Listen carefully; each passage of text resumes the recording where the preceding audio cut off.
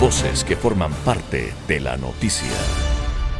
8 de la mañana y 12 minutos, nos acompaña ya a esta hora Carlos Rabascal. Él es ex candidato a la vicepresidencia de la República por la Alianza UNES. Señor Rabascal, buenos días y bienvenido a los micrófonos de Así Amaneció. Muy buenos días, gracias a Chiti y a su audiencia, como a ustedes, Guillermo y Carlos.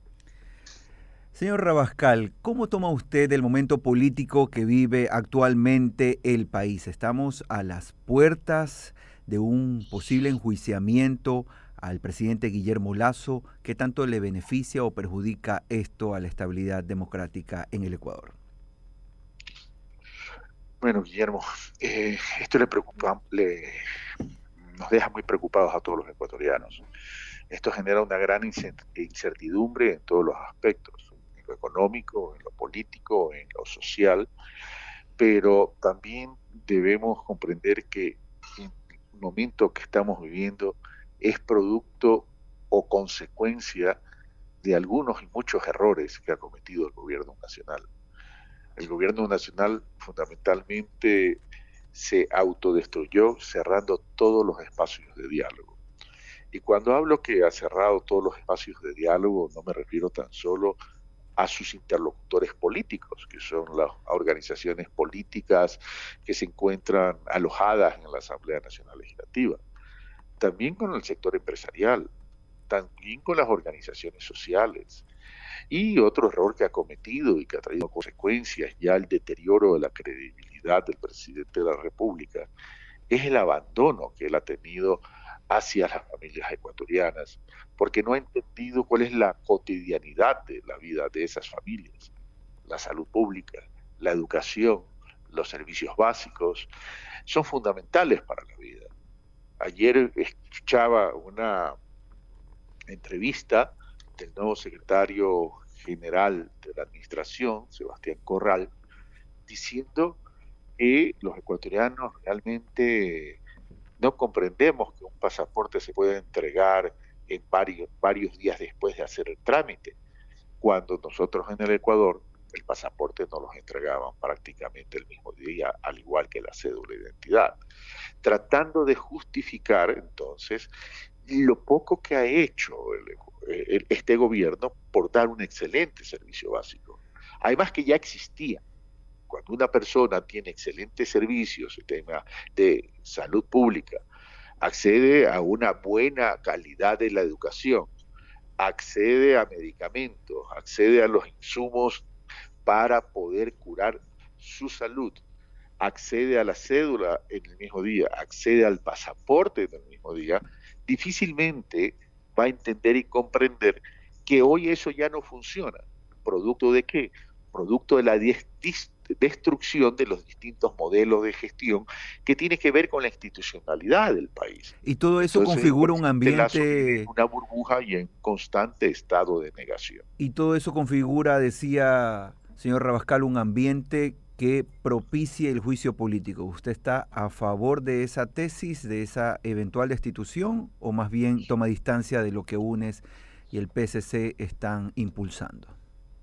Yo le decía, Guillermo, que esto es una consecuencia de muchos elementos. Lo que yo acabo de narrar o de describir no tiene que ver o no guarda relación con el juicio político. El juicio político viene por otros temas. El juicio político viene básicamente no solo por lo que ya he descrito, sino que viene por temas aún más graves y delicados. El juicio político viene por supuestos hechos de corrupción que aparentemente han estado bajo el paraguas o con la venia del presidente de la República por conocimiento, pero no por actuación a tiempo. Es decir, se conoció de esto, pero no se actuó y no se hizo nada, no solo para evitarlo, sino para sancionarlo y asignar responsabilidades. Eso va por una vía. Y la otra vía, que también tiene sustancia, y son elementos subjetivos, y digo elementos subjetivos porque estamos hablando de responsabilidad política, en el derecho, en la justicia, hay que hablar de elementos objetivos, pero aquí es responsabilidad política. El otro hecho, digo, Guillermo, tiene que ver con los informes de la policía en el caso León de Troya, donde aparentemente, y digo aparentemente porque esto hay que probarlo también, el presidente de la República lo conocía 2 meses después de su posesión y pararon aquello, a tal punto que hoy tenemos como consecuencia es que la fiscal general del Estado reapertura el caso y lo que se va encontrando también es a ciertos actores que son recurrentes en este modelo, tanto de corrupción como de asociación con la mafia albanesa, que son los mismos, y que conociendo sus antecedentes se les ha permitido tener incidencia en transacciones para nombrar a ministros y algunos de ellos incluso han tenido que renunciar. Y lo otro es, y lo más grave adicionalmente, es aquello que se dice en uno de los audios de boca de uno de los implicados, que dice que se habría entregado a la campaña Lazo Borrero $1.500.000 en efectivo. Bueno, todo eso hay que probarlo, evidentemente, porque un juicio político no es que, o se inicia un juicio político, no es una sentencia. Así es. Correcto. Primero tiene que pasar por la Corte Constitucional, realizar el dictamen previo, es decir, validar la admisibilidad, y ya dentro del juicio político, pues el presidente de la República tendrá que mostrar las pruebas de descargo. Son las 8 de la mañana con 18 minutos. Estamos conversando con el ex candidato a la vicepresidencia, Carlos Rabascal. Carlos, Guillermo Hidalgo lo saluda. Estaba hablando con Carlos. Estaba hablando con Carlos, efectivamente. Carlos. No hay problema. Hablemos ahora un poco de lo que se viene. El partido UNES, el partido Revolución Ciudadana y todos sus miembros, estas elecciones han sido muy buenas en lo que tiene que ver con lo seccional. En Guayaquil, Quito, ciudades principales, Azuay, Manabí, han captado, por ejemplo en Guayaquil, que era básicamente social cristiana. Ese buen momento también asusta porque Rafael Correa en sus tweets todos los días dice, falta poco. Pero usted es un hombre conciliador, usted es un hombre cauto, usted es una persona que prefiere dialogar antes de que atacar o venir en revancha. ¿Qué piensa de este momento que está viviendo UNES y la Revolución Ciudadana? Bueno, la alianza UNES y la Revolución Ciudadana, pues como es conocido, ha tenido resultados electorales el 5 de febrero de forma muy importante. No solo en temas de haber alcanzado prefecturas y alcaldías de las 4 provincias más importantes, más grandes del país, no hablemos más importantes son todas, más grandes del país. Y eso tiene mucha representatividad. Cuando tú ganas en los centros electorales muy grandes, comienzas a construir un símbolo, comienza a tener una simbología que se traduce en capital político. Y si a eso le sumas triunfos en otras ciudades intermedias y en otras provincias intermedias y o pequeñas, entonces significa que tu capital político se ha refrescado, que tu capital político se ha recuperado o se ha fortalecido.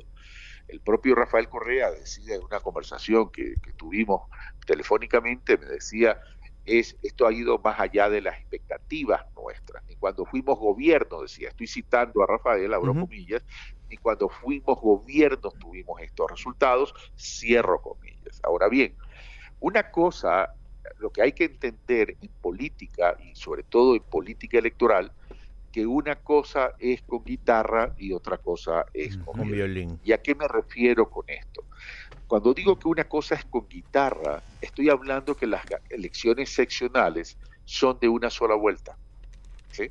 Entonces no puedes comparar los resultados de las elecciones seccionales de una sola vuelta con una elección presidencial de 2 vueltas.